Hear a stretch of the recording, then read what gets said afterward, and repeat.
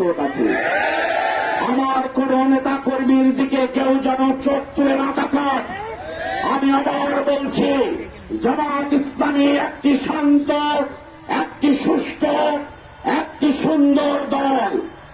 প্রশান্ত মহাসাগরের পাশে কাগজের নৌকা বানিয়ে খেলা করা যায়, পানির ভিতরে পা রেখে আমোদ ফুর্তি করা যায়, কিন্তু এই প্রশান্ত মহাসাগরের ঢেউ যদি একবার ঊর্ধ্বমুখী হয়, আটলান্টিক মহাসাগরের ঢেউ যদি একবার ঊর্ধ্বমুখী হয়, টাইটানিককেও ভেঙে চুরে চুরমার করে দেয়।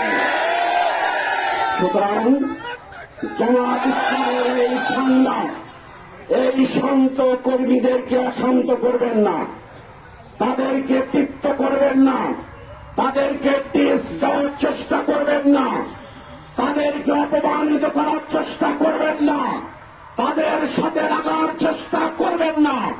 পাহাড়ের সাথে লাগলে পাহাড়ের কোনো ক্ষতি হয় না, বরং ঢিলগুলো চুরমার হয়ে যায়।